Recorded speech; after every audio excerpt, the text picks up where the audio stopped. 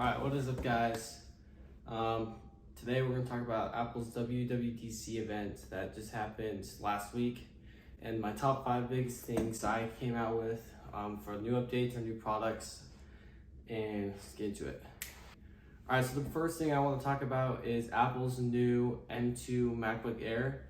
It's just like this is the 13-inch, except they're expanding it, making it a little bit bigger, and that'll start at $12.99, or for education it'll be $11.99. It'll come out next week.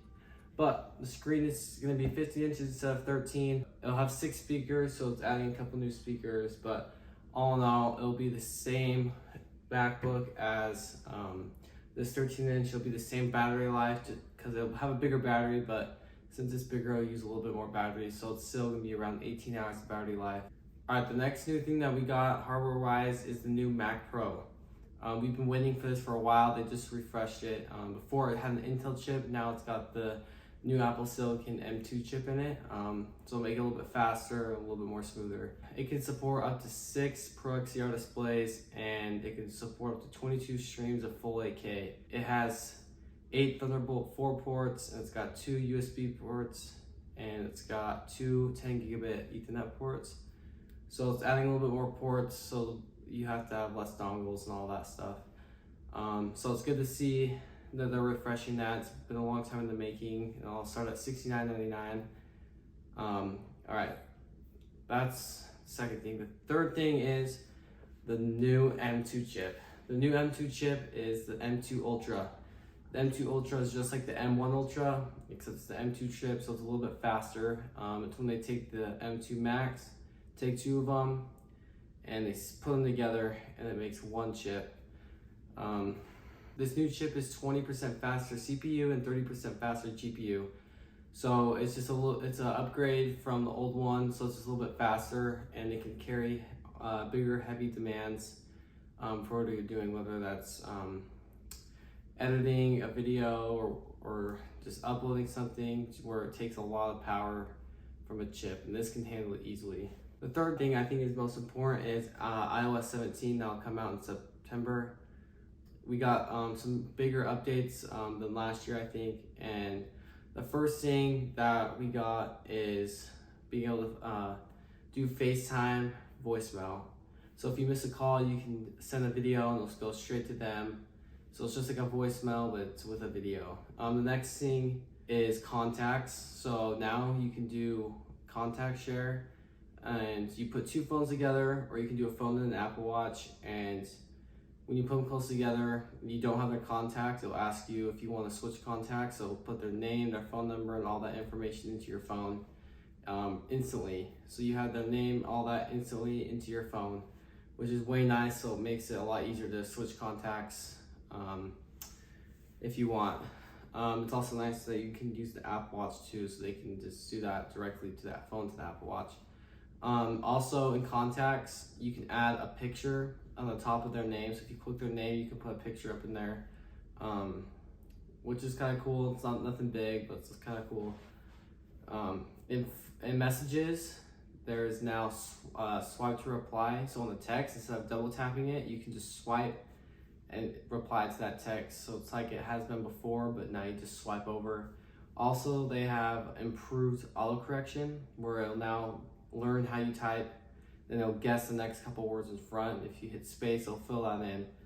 So I think it's kind of nice. So, and just a little bit faster to type. And another thing is when you're calling somebody, you can make like a wallpaper for them. So when they call you, their face will come up on your phone, and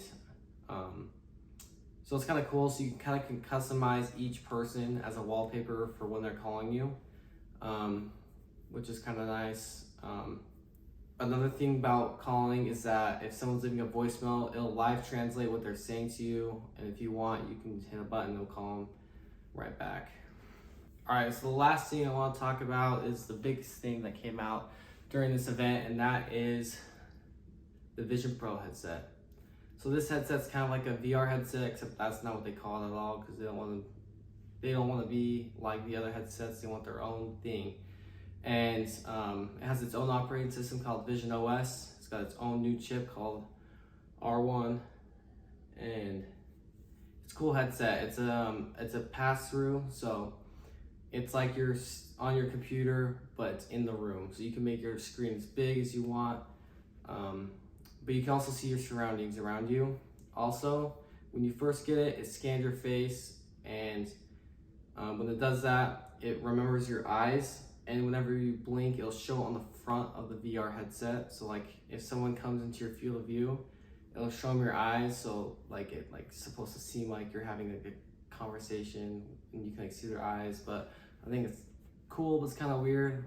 And they call that eyesight because it's not inventive at all, but it's called eyesight. And I think it'll be kind of cool to see where it can go. If you're on the computer and you're wearing the headset, it will connect your computer and instantly put whatever's on your computer into the VR headset. And with this, I mean, it has a sense of privacy to it, so people can't like see what you're doing, but I think it's kind of cool. It's something new for Apple. They've never been into this area before with a VR headset, but I think it'll be kind of cool to see what they can do with it. And I think there's some big things to come with it, and hopefully they can make it a little bit smaller and more compatible and easier to carry around. I would hate to see if people were walking around town with one of those things on. I think it should just be like at work or whatever, when you're sitting on your desk. Just makes it a little bit easier to like use. I don't want to like see people. Like, I think that'd just be kind of weird. But how it works is it scans your hands. It has sensors on the bottom of it, and all you have to do to scroll is swipe up like this. If you want to click something, you just put your fingers together. And there's also sensors inside the headset that track your eyes. And so you can be looking at something, it'll know exactly where you're looking. You just click, and it's as simple as that, which is kind of crazy how accurate those sensors are to be able to know exactly where you're looking. It just you just click, it's like boom. It's very seamless. It'd probably be weird getting used to just like clicking and just seeing people just like go like this in the air, but I think it's kind of cool. But yeah, those are my 5 things. If you guys liked it, make sure to like and subscribe, and I'll see you in the next video. Peace. Go.